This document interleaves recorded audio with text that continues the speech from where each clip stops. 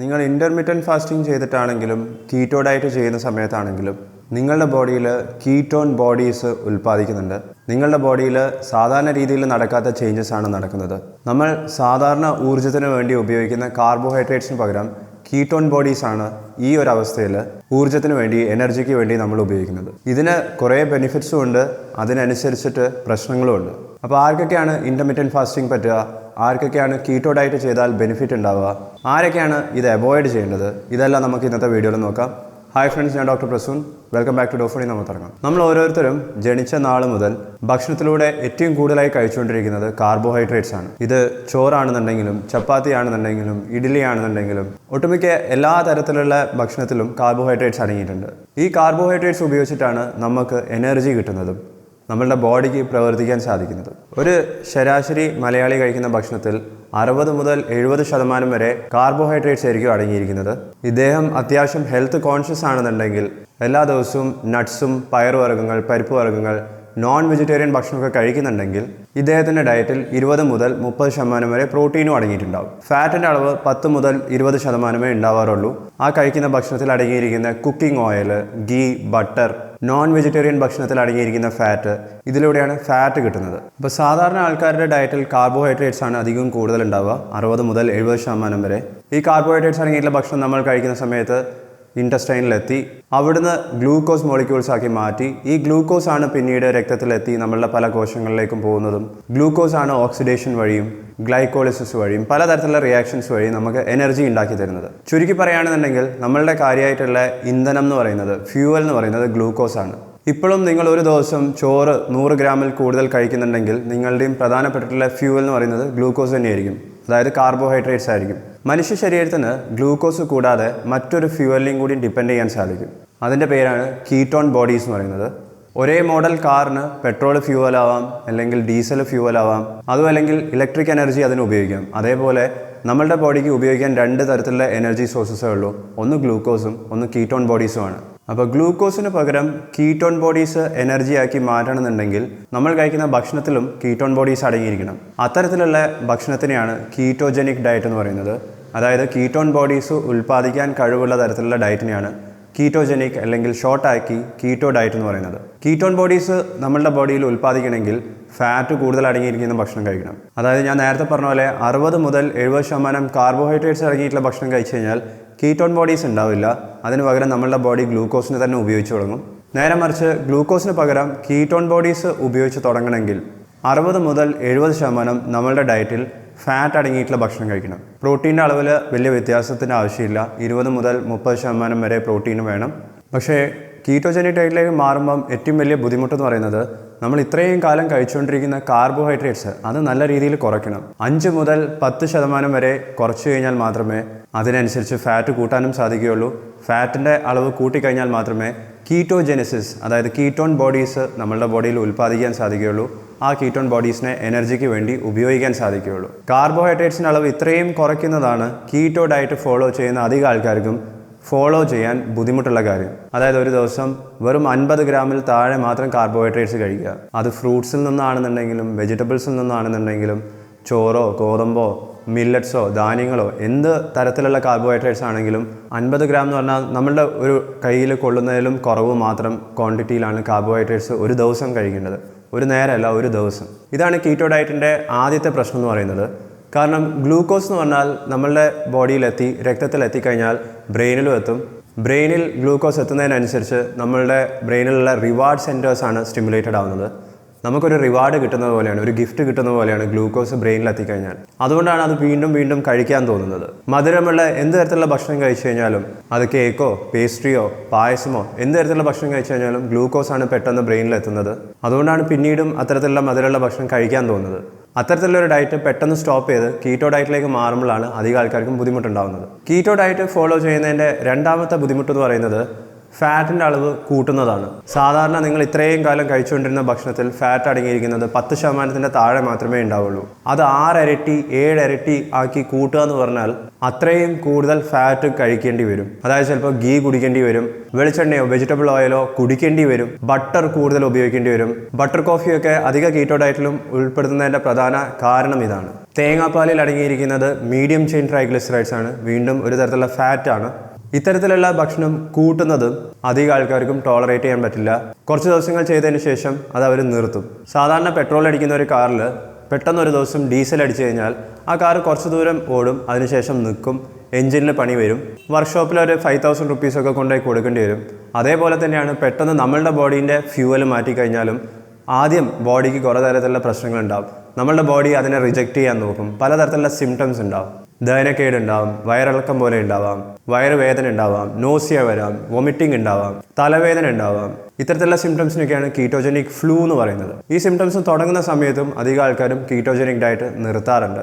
പക്ഷേ നിങ്ങളത് കണ്ടിന്യൂ ചെയ്യുകയാണെന്നുണ്ടെങ്കിൽ ഒരാഴ്ച കഴിഞ്ഞാൽ ഈ സിംറ്റംസ് മെല്ലെ മെല്ലെ കുറഞ്ഞു വരുന്നതായിരിക്കും. കീറ്റോജനിക് ഡയറ്റിൽ നമ്മളുടെ ബോഡിയിൽ നടക്കുന്നത് ഫാറ്റ് അടങ്ങിയിരിക്കുന്ന ഭക്ഷണം ഇത്രയും കൂടുതൽ ക്വാണ്ടിറ്റിയിൽ 60 മുതൽ 70% വരെയൊക്കെ നിങ്ങളുടെ ഡയറ്റിൽ ഉൾപ്പെടുത്തി കീറ്റോ ഡയറ്റാണ് നിങ്ങൾ കഴിക്കുന്നതെങ്കിൽ നിങ്ങളുടെ ബോഡിയിൽ ഈ ഫാറ്റ് എത്തിക്കഴിഞ്ഞാൽ 2 തരത്തിലുള്ള കീറ്റോൺ ബോഡീസാണ് ഉണ്ടാകുന്നത്.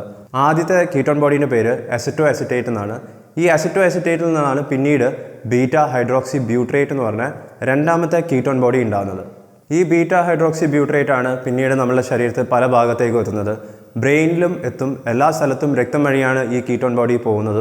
അവിടെ എത്തിക്കഴിഞ്ഞാൽ ഗ്ലൂക്കോസിന് പകരം നമുക്ക് എനർജി തരാൻ ഈ ബീറ്റ ഹൈഡ്രോക്സി ബ്യൂട്രേറ്റ് എന്ന് പറഞ്ഞ കീറ്റോൺ ബോഡിക്ക് സാധിക്കും.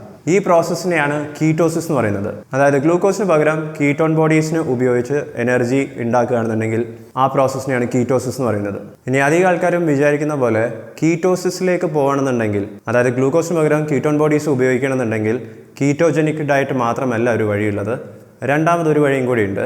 അതിൻ്റെ പേരാണ് ഇൻ്റർമിറ്റൻറ്റ് ഫാസ്റ്റിംഗ്. നിങ്ങൾ എത്ര സമയമാണോ സാധാരണ രീതിയിലുള്ള ഭക്ഷണം കഴിക്കുന്നത് ഒഴിവാക്കുന്നത്, എത്ര സമയമാണോ നിങ്ങൾ ഫാസ്റ്റ് ചെയ്യുന്നത്, ഒരു ദിവസം 14 മണിക്കൂറിന് മുകളിലേക്ക് നിങ്ങൾ ഫാസ്റ്റ് ചെയ്യുകയാണെങ്കിൽ, അതായത് വെറും വെള്ളം മാത്രമാണ് കുടിക്കുന്നതെങ്കിൽ, നിങ്ങൾക്ക് സാധാരണ കിട്ടുന്ന എനർജി സാധാരണ കഴിക്കുന്ന ഭക്ഷണത്തിലൂടെ കിട്ടുന്നില്ല എന്നുണ്ടെങ്കിൽ നിങ്ങളുടെ ബോഡിയിൽ നടക്കുന്ന പ്രോസസ്സ് വീണ്ടും കീറ്റോസിസ് തന്നെയാണ്.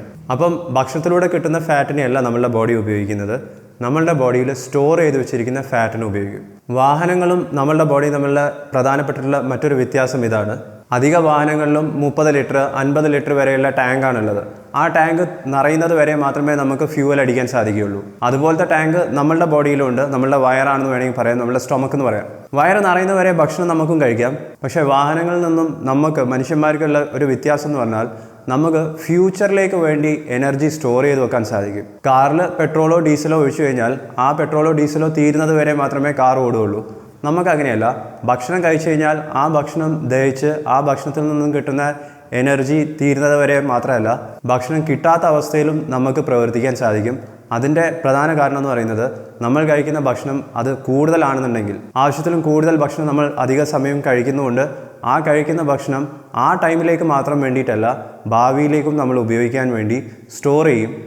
ആ സ്റ്റോർ ചെയ്യുന്നത് ഒന്ന് ഗ്ലൈക്കോജൻ്റെ രൂപത്തിൽ ലിവറിലാണ്, രണ്ടാമത്തത് ഫാറ്റിൻ്റെ രൂപത്തിൽ വയറ് ഭാഗത്തോ അല്ലെങ്കിൽ ഫാറ്റ് എവിടേക്കാണോ നമ്മളുടെ ബോഡിയിൽ അടങ്ങിയിരിക്കുന്നത് അവിടെ സ്റ്റോർ ചെയ്യും. അപ്പോൾ ഭക്ഷണം കിട്ടാത്ത സമയത്ത്, സ്റ്റാർവേഷൻ അല്ലെങ്കിൽ ഫാസ്റ്റിംഗ് ചെയ്യുന്ന സമയത്ത് ഈ ഗ്ലൈക്കോജനെയും ഈ ഫാറ്റിനെയാണ് നമ്മളുടെ ബോഡി പിന്നീട് ഉപയോഗിച്ച് തുടങ്ങുന്നത്. അപ്പോൾ ഫാസ്റ്റിംഗ് ചെയ്യുന്ന സമയത്തും കീറ്റോ ഡയറ്റ് ഫോളോ ചെയ്യുന്ന സമയത്തും ഇതാണ് നിങ്ങളുടെ ബോഡിയിൽ പ്രധാനമായിട്ടും നടക്കുന്നത്. സ്റ്റോർ ചെയ്ത് വെച്ചിരിക്കുന്ന ഫാറ്റിനെ എനർജിക്ക് വേണ്ടി ഉപയോഗിക്കാൻ തുടങ്ങും. അതുകൊണ്ടാണ് ഇൻ്റർമിറ്റൻറ്റ് ഫാസ്റ്റിംഗ് ചെയ്യുന്നവർക്കും കീറ്റോ ഡയറ്റ് ഭക്ഷണം കഴിക്കുന്നവർക്കും വെയിറ്റ് ലോസ് ഉണ്ടാകുന്നത്, അവരുടെ ബോഡിയിലുള്ള ഫാറ്റിൻ്റെ അളവ് കുറഞ്ഞു വരുന്നത്. ഇത് കീറ്റോ ഡയറ്റിൻ്റെയും ഇൻ്റർമിറ്റൻറ്റ് ഫാസ്റ്റിങ്ങിൻ്റെയും പ്രധാനപ്പെട്ടുള്ള ഒരു ബെനിഫിറ്റാണ്. ഇത് കൂടാതെ ഇൻസുലിൻ എന്ന് പറഞ്ഞ ഹോർമോൺ ഉണ്ട്. കാർബോഹൈഡ്രേറ്റ്സിൻ്റെ ലെവല് നിശ്ചയിക്കുന്ന, റെഗുലേറ്റ് ചെയ്യുന്ന പ്രധാനപ്പെട്ടിട്ടുള്ള ഹോർമോണാണ് ഇൻസുലിൻ എന്ന് പറയുന്നത്. ഇതിൻ്റെ സെൻസിറ്റിവിറ്റി അത് വർദ്ധിപ്പിക്കാനും ഈ 2 കാര്യങ്ങൾക്കും സാധിക്കും. ഇൻസുലിൻ സെൻസിറ്റിവിറ്റി കൂട്ടാനും കീറ്റോ ഡയറ്റിനും സാധിക്കും, ഇൻ്റർമിറ്റൻറ്റ് ഫാസ്റ്റിങ്ങിനും പറ്റും. ഇൻസുലിൻ്റെ സെൻസിറ്റിവിറ്റി കുറഞ്ഞു പോകുന്ന കണ്ടീഷനെയാണ് നമ്മൾ ഇൻസുലിൻ റെസിസ്റ്റൻസ് എന്ന് പറയുന്നത്. അതായത് ഇൻസുലിൻ ശരീരത്തിലുണ്ടാവും, പക്ഷേ ആ ഇൻസുലിനെ കൃത്യമായിട്ടും നമ്മളുടെ ബോഡിക്ക് ഉപയോഗിക്കാൻ പറ്റാത്ത കണ്ടീഷൻ. ഈ ഇൻസുലിൻ റെസിസ്റ്റൻസ് ആണ് ഇപ്പോഴത്തെ പല തരത്തിലുള്ള ജീവിതശൈലി രോഗങ്ങളുടെയും പ്രധാന കാരണം എന്ന് പറയുന്നത്. കീറ്റോ ഡയറ്റും ഇൻ്റർമിറ്റൻറ്റ് ഫാസ്റ്റിങ്ങും വെയിറ്റ് ലോസിന് വേണ്ടി മാത്രമല്ല ഉപയോഗിക്കേണ്ടത്. ഇത് കൂടാതെ ഡോക്ടേഴ്സ് പോലും ചിലപ്പോൾ കീറ്റോ ഡയറ്റ് പ്രിസ്ക്രൈബ് ചെയ്യാറുണ്ട്. അത് ആർക്കൊക്കെയാണെന്നും കൂടി പറയാം. കീറ്റോ ഡയറ്റ് നമ്മൾ ഒറിജിനലി ഇൻട്രൊഡ്യൂസ് ചെയ്തത് ചെറിയ കുട്ടികൾക്ക് ഉണ്ടാകുന്ന അപസ്മാരത്തിൻ്റെ ട്രീറ്റ്മെൻറ്റിൻ്റെ ഭാഗമായിട്ടായിരുന്നു. ഇതൊരു ആക്സിഡൻ്റൽ ഫൈൻഡിങ് ആയിരുന്നു. ചെറിയ കുട്ടികൾക്ക് കൊടുത്തുകൊണ്ടിരുന്ന ഭക്ഷണത്തിൽ ഫാറ്റിൻ്റെ അളവ് കൂട്ടുന്നതിനനുസരിച്ച് തന്നെ കാർബോഹൈഡ്രേറ്റ്സ് കുറയ്ക്കുകയും ചെയ്തിരുന്നു. ഇത്തരത്തിലുള്ള ഡയറ്റ് കൊടുക്കുന്നതിനനുസരിച്ച് അവർക്ക് വന്നുകൊണ്ടിരിക്കുന്ന അപസ്മാരത്തിൻ്റെ എണ്ണം അത് കുറയുന്നതായിട്ടും കണ്ടിട്ടുണ്ടായിരുന്നു. അന്ന് തുടങ്ങിയ റിസർച്ചാണ് കീറ്റോൺ ബോഡീസിൽ നമ്മളെ ബ്രെയിനിൽ വലിയ വലിയ മാറ്റങ്ങൾ ഉണ്ടാക്കാൻ കഴിയുന്നുള്ളത്. അതെന്തൊക്കെയാണെന്ന് കണ്ടുപിടിക്കാനും ഇപ്പോഴും സ്റ്റഡീസ് നടന്നുകൊണ്ടിരിക്കുന്നുണ്ട്. പലതരത്തിലുള്ള ന്യൂറോളജിക്കൽ കണ്ടീഷൻസിലും ഇപ്പോൾ കീറ്റോ ഡയറ്റും ഇൻ്റർമിറ്റൻറ്റ് ഫാസ്റ്റിങ്ങും ഉപയോഗിക്കാറുണ്ട്. കാരണം ബ്രെയിനിൻ്റെ പ്രധാനപ്പെട്ടിട്ടുള്ളൊരു പോർഷൻ ഫാറ്റ് കൊണ്ട് തന്നെയാണ് ഉണ്ടാക്കിയിരിക്കുന്നത്. കീറ്റോ ഡയറ്റിലാണെന്നുണ്ടെങ്കിലും ഇൻ്റർമിറ്റൻറ്റ് ഫാസ്റ്റിംഗ് വഴിയാണെന്നുണ്ടെങ്കിലും കീറ്റോൺ ബോഡീസ് ബ്രെയിനിലെത്തുന്ന സമയത്ത് ബ്രെയിനിൽ സാധാരണ രീതിയിൽ ഉണ്ടാക്കാൻ പറ്റാത്ത ചേഞ്ചസ് ഒക്കെ നടത്താൻ സാധിക്കും. അതുകൊണ്ട് തന്നെ പാർക്കിൻസൺസ് ഡിസീസ്, ആൽസിമേഴ്സ് ഡിസീസ്, ഡിമെൻഷ്യ ഇത്തരത്തിൽ പലതരത്തിലുള്ള ട്രീറ്റ്മെൻറ്റ് ഇല്ലാത്ത കണ്ടീഷൻസിൽ പോലും ട്രീറ്റ്മെൻറ്റിൻ്റെ രൂപത്തിൽ കീറ്റോ ഡയറ്റും ഇൻ്റർമിറ്റൻറ്റ് ഫാസ്റ്റിങ്ങും റെക്കമെൻഡ് ചെയ്യുന്നുണ്ട്. ക്യാൻസർ ട്രീറ്റ്മെൻറ്റിൻ്റെ സമയത്ത് പോലും കീമോതെറാപ്പി ആണെങ്കിലും റേഡിയേഷൻ എടുക്കുന്ന സമയത്താണെന്നുണ്ടെങ്കിലും കീറ്റോ ഡയറ്റിനെ കൊണ്ട് ബെനിഫിറ്റ് ഉണ്ടെന്നാണ് പറയുന്നത്. അങ്ങനെ സാധാരണ രീതിയിൽ മോഡേൺ മെഡിസിനിൽ ട്രീറ്റ്മെൻറ്റ് ഇല്ലാത്ത കുറേ കണ്ടീഷൻസിൽ കീറ്റോ ഡയറ്റ് നിങ്ങൾ ട്രൈ ചെയ്യുകയാണെന്നുണ്ടെങ്കിൽ അതിനെക്കൊണ്ട് ചേഞ്ചസ് കാണാം. കാരണം നിങ്ങളുടെ ബോഡിയിൽ ഇത്രയും കാലം ഉപയോഗിച്ചുകൊണ്ടിരുന്ന ഫ്യൂവലാണ് മാറ്റുന്നത്. അതൊരു ചെറിയ ചേഞ്ച് അല്ല, വലിയൊരു ചേഞ്ചാണ്. അതിനനുസരിച്ച് നിങ്ങളുടെ ബോഡിയിൽ ഇതുവരെ ഇല്ലാത്ത തരത്തിലുള്ള പോസിറ്റീവ് ചേഞ്ചസ് ഉണ്ടാവാം. ഇനി ഇൻ്റർമിറ്റൻറ്റ് ഫാസ്റ്റിംഗ് ആണെങ്കിലും കീറ്റോ ഡയറ്റ് ആണെങ്കിലും ചെയ്യാൻ പാടില്ലാത്തത് ആർക്കൊക്കെയാണെന്ന് പറയാം. അതുമല്ലെങ്കിൽ ഇത്തരത്തിലുള്ള ഡയറ്റിലേക്കൊക്കെ മാറുന്ന സമയത്ത് ശ്രദ്ധിക്കേണ്ടത് ആർക്കൊക്കെയാണെന്ന് പറയാം. അതിലാദ്യം പറയാനുള്ളത് പ്രമേഹ രോഗികളാണ്. നിങ്ങൾ ഇൻസുലിൻ എടുക്കുന്നുണ്ട്, അല്ലെങ്കിൽ ഷുഗർ ലെവൽ കുറയ്ക്കുന്ന രീതിയിലുള്ള മെഡിസിൻസ് കഴിക്കുന്നുണ്ടെങ്കിൽ, മെറ്റ്ഫോമിൻ ഒഴികെ മറ്റു തരത്തിലുള്ള മെഡിസിൻസ് കഴിക്കുന്നുണ്ടെങ്കിൽ നിങ്ങൾ പെട്ടെന്ന് ഭക്ഷണത്തിലുള്ള കാർബോഹൈഡ്രേറ്റ്സ് കുറച്ച് കഴിഞ്ഞാൽ നിങ്ങൾക്ക് ഹൈപ്പോഗ്ലൈസിമി ഉണ്ടാവുക. അതായത് ഭക്ഷണത്തിലുള്ള കാർബോഹൈഡ്രേറ്റ്സും കുറഞ്ഞു, അതുകൂടാതെ നിങ്ങൾ ഇത്തരത്തിലുള്ള മരുന്നുകളും കഴിക്കുന്നതുകൊണ്ട് കാർബോഹൈഡ്രേറ്റ്സ് വീണ്ടും കുറയ്ക്കുകയാണ് ചെയ്യുന്നത്. രക്തത്തിലുള്ള ഗ്ലൂക്കോസ് വീണ്ടും കുറയ്ക്കുമ്പോൾ രക്തത്തിലുള്ള ഷുഗർ വല്ലാതെ കുറഞ്ഞു പോകാം, തലകറക്കം ഉണ്ടാവാം, പലതരത്തിലുള്ള കോംപ്ലിക്കേഷൻസ് ഉണ്ടാവാം. മെറ്റ്ഫോമിൻ മാത്രം കഴിക്കുന്ന പ്രമേഹ രോഗികൾക്ക് ഇത് രണ്ടും ട്രൈ ചെയ്യാവുന്നതാണ്. മെറ്റ്ഫോമിൻ കൂടാതെ ഇൻസുലിനോ മറ്റു തരത്തിലുള്ള പ്രമേഹത്തിനുള്ള മെഡിസിൻസ് കഴിക്കുന്നവർ ആദ്യം മെറ്റ്ഫോമിൻ മാത്രമുള്ള സ്റ്റേജിലേക്ക് കൊണ്ടുവരണം. അതിനും അവരാദ്യം ചെയ്യേണ്ടത് വെയിറ്റ് ലോസും എക്സസൈസും ഡയറ്റ് മോഡിഫിക്കേഷൻസ് ഒക്കെയാണ്. അതിനുശേഷം മാത്രം കീറ്റോ ഡയറ്റ് സ്റ്റാർട്ട് ചെയ്താൽ മതി. കീറ്റോ ഡയറ്റ് കംപ്ലീറ്റ്ലി അവോയ്ഡ് ചെയ്യേണ്ടത് ലിവറും പാൻക്രിയാസും ഒന്നും കൃത്യമായി വർക്ക് ചെയ്യാത്ത പേഷ്യൻസാണ്. Liver failure, liver cirrhosis, pancreatitis ഇത്തരത്തിലുള്ള കണ്ടീഷൻസ് ഉള്ളവർ കീറ്റോ ഡയറ്റും ഇൻ്റർമിറ്റൻറ്റ് ഫാസ്റ്റിങ്ങും ചെയ്യാത്തതാണ് നല്ലത്. നിങ്ങളിൽ ഈ പറഞ്ഞ എന്തെങ്കിലും ബെനിഫിറ്റിന് വേണ്ടിയിട്ടാണ് കീറ്റോ ഡയറ്റ് ട്രൈ ചെയ്യുന്നതെങ്കിൽ നിങ്ങളുടെ ബോഡിയിൽ കീറ്റോൺ ബോഡീസ് ഉണ്ടായി തുടങ്ങിയിട്ടുണ്ടോ, കീറ്റോൺ ബോഡീസിൻ്റെ അളവ് ബ്ലഡിൽ കൂടി വരുന്നുണ്ടോ എന്നൊക്കെ നിങ്ങൾക്ക് തന്നെ വേണമെങ്കിൽ ടെസ്റ്റ് ചെയ്യാവുന്നതാണ്. നമ്മൾ ഗ്ലൂക്കോമീറ്റർ ഉപയോഗിച്ച് രക്തത്തിലുള്ള ഗ്ലൂക്കോസിൻ്റെ അളവ് കണ്ടുപിടിക്കുന്ന പോലെ തന്നെ രക്തത്തിലുള്ള കീറ്റോൺ ബോഡീസിൻ്റെ അളവ് നോക്കാനും പലതരത്തിലുള്ള മെഷീൻസ് അവൈലബിൾ ആണ്. ഗ്ലൂക്കോമീറ്റർ പോലെ തന്നെയുള്ള ഡിവൈസസ് ഉണ്ട്. ഇത്തരത്തിലുള്ള ഡിവൈസിൻ്റെയൊക്കെ വില എന്ന് പറയുന്നത് 3000-ഉം അതിൻ്റെ മുകളിലേക്കൊക്കെയാണ്. പക്ഷേ അതിന് ഉപയോഗിക്കുന്ന സ്ട്രിപ്പിൻ്റെ വില സാധാരണ ഗ്ലൂക്കോമീറ്ററിനേക്കാളും കുറച്ചും കൂടി കൂടുതലാണ്. ഇനി ഇത്തരത്തിലുള്ള ഡിവൈസസ് കൂടാതെ നിങ്ങളുടെ വീട്ടിൻ്റെ അടുത്തുള്ള ലാബിൽ പോയി കഴിഞ്ഞാലും ഒരു സിമ്പിൾ ബ്ലഡ് ടെസ്റ്റ് ഉപയോഗിച്ച് നിങ്ങളുടെ ബ്ലഡിൽ എത്ര കീറ്റോൺ ബോഡീസ് ഉണ്ടായിട്ടുണ്ടെന്നുള്ളത് ടെസ്റ്റ് ചെയ്ത് കണ്ടുപിടിക്കാൻ സാധിക്കുന്നതാണ്. കീറ്റോ ഡയറ്റ് ഫോളോ ചെയ്യാൻ അധികം ആൾക്കാർക്കും ബുദ്ധിമുട്ടാണ്. പക്ഷേ ഇൻ്റർമിറ്റൻറ്റ് ഫാസ്റ്റിംഗ് അത്രയും ബുദ്ധിമുട്ടുള്ള ഒരു പ്രൊസീജിയർ അല്ല. റെസ്ട്രിക്ഷൻസിൻ്റെ കാര്യം നോക്കുകയാണെന്നുണ്ടെങ്കിലും കീറ്റോ ഡയറ്റിനേക്കാളും കുറച്ചും കൂടി ഫ്രണ്ട്ലിയാണ് ഇൻ്റർമിറ്റൻറ്റ് ഫാസ്റ്റിംഗ് എന്ന് പറയുന്നത്. കാരണം ഭക്ഷണം കഴിക്കുന്ന സമയത്ത് ഇൻ്റർമിറ്റൻറ്റ് ഫാസ്റ്റിങ്ങിൻ്റെ ഭക്ഷണം കഴിക്കുന്ന വിൻഡോയിൽ എത്ര വേണമെങ്കിലും ഫ്രൂട്ട്സ് കഴിക്കാം. സാധാരണ കഴിച്ചുകൊണ്ടിരിക്കുന്ന ഭക്ഷണം എല്ലാം കഴിക്കാൻ സാധിക്കുന്നതാണ്. ഭക്ഷണം കഴിക്കാതിരിക്കുന്ന സമയത്ത് മാത്രമാണ് റെസ്ട്രിക്ഷൻസ് വരുന്നത്. അതുകൊണ്ട് നിങ്ങൾക്കും കീറ്റോസിസിൻ്റെ ബെനിഫിറ്റ്സിലേക്ക് പോകണമെന്നുണ്ടെന്നുണ്ടെങ്കിൽ നിങ്ങൾ ആദ്യം ഇൻ്റർമിറ്റൻറ്റ് ഫാസ്റ്റിംഗ് ട്രൈ ചെയ്ത് നോക്കുക. അതെങ്ങനെയാണ് കൃത്യമായിട്ടും ചെയ്യേണ്ടത്, എങ്ങനെയാണ് തുടങ്ങേണ്ടത്, എത്ര സമയം ഫാസ്റ്റിംഗ് ചെയ്യണം, ഇത്തരത്തിലുള്ള കുറേ കാര്യങ്ങൾ എക്സ്പ്ലെയിൻ ചെയ്യുന്ന വീഡിയോസ് ഞാൻ വേറെ ചെയ്തിട്ടുണ്ട്. ഇതെല്ലാം ഒരു പ്ലേലിസ്റ്റിൻ്റെ രൂപത്തിലാക്കിയിട്ടുണ്ട്. നിങ്ങൾക്ക് ആ പ്ലേലിസ്റ്റ് ഈ കാർഡ്സിൽ ക്ലിക്ക് ചെയ്ത് കഴിഞ്ഞാൽ കാണാവുന്നതാണ്. ഇൻ്റർമിറ്റൻറ്റ് ഫാസ്റ്റിംഗ് ആണെന്നുണ്ടെങ്കിലും കീറ്റോ ഡയറ്റ് ആണെന്നുണ്ടെങ്കിലും നിങ്ങളുടെ ബ്ലഡിൻ്റെ ലിപ്പിഡ് ലെവൽസ് നിങ്ങൾ എല്ലാ മാസവും ചെയ്ത് നോക്കേണ്ടതാണ്. കാരണം രക്തത്തിലുള്ള ഫാറ്റിൻ്റെ അളവ് കൂടുന്നതിനനുസരിച്ച് കൊളസ്ട്രോളിൻ്റെ ലെവൽ കൂടാം, ട്രൈഗ്ലിസറൈഡ്സിൻ്റെ ലെവൽ കൂടാം, VLDL, LDL ഇതൊക്കെ കൂടാം. അപ്പം ഇതെല്ലാം നോർമൽ ലെവലിലാണോ അതോ വിചാരിച്ച ലെവലിൽ തന്നെയാണോ നിൽക്കുന്നതെന്ന് കണ്ടുപിടിക്കാൻ ഇത്തരത്തിലുള്ള ടെസ്റ്റുകൾ ആദ്യത്തെ 3 മാസം എല്ലാ മാസവും ഒരു പ്രാവശ്യമെങ്കിലും വെച്ച് ചെയ്യേണ്ടതാണ്. പ്രോപ്പറായിട്ടും സയൻറ്റിഫിക്കായിട്ടും കീറ്റോ ഡയറ്റോ ഇൻ്റർമിറ്റൻറ്റ് ഫാസ്റ്റിങ്ങോ ചെയ്യാൻ നിങ്ങൾക്ക് ഡോക്ടേഴ്സിൻ്റെ ഹെൽപ്പ് എടുക്കാവുന്നതാണ്. അതിനുവേണ്ടി ഡോഫുഡി ഓൺലൈൻ ഡോക്ടർ കൺസൾട്ടേഷൻ ആപ്പും നിങ്ങൾക്ക് ഉപയോഗിക്കാം. ഡോഫുഡി എന്ന് പറയുന്നത് ഒരു യൂട്യൂബ് ചാനൽ മാത്രമല്ല, 100 കണക്കിന് ഡോക്ടേഴ്സുള്ള ഒരു ആപ്പും കൂടിയാണ്. ഈ ആപ്പിൻ്റെ ലിങ്കും നിങ്ങൾക്ക് ലൈക്ക് ബട്ടൻ്റെ താഴെ കാണാവുന്നതാണ്. നിങ്ങൾക്ക് ഇനി ഇൻ്റർമിറ്റൻറ്റ് ഫാസ്റ്റിങ്ങിനെ കുറിച്ചും കീറ്റോ ഡയറ്റിനെ കുറിച്ചും എന്താണ് അറിയേണ്ടത്, നിങ്ങൾ കൂടുതൽ പ്രിഫർ ചെയ്യുന്നത് കീറ്റോ ഡയറ്റ് ആണോ ഇൻ്റർമിറ്റൻറ്റ് ഫാസ്റ്റിംഗ് ആണോ, ആ കാര്യം വീഡിയോയുടെ താഴെ ഒന്ന് കമൻറ്റ് ചെയ്യുക. വെയിറ്റ് കുറയ്ക്കാൻ വേണ്ടിയിട്ടാണ് നിങ്ങളിത് രണ്ടും ട്രൈ ചെയ്തതെങ്കിൽ ഈ വീഡിയോ തീർച്ചയായിട്ടും കാണുക. ഈ വീഡിയോ നിങ്ങൾക്ക് ഇഷ്ടപ്പെട്ടിട്ടുണ്ടെങ്കിൽ ലൈക്ക് ചെയ്യുക, ചാനൽ സബ്സ്ക്രൈബ് ചെയ്യുക. ഞാൻ നിങ്ങളെ നെക്സ്റ്റ് വീഡിയോയിൽ കാണാം. Thank you so much watching. By.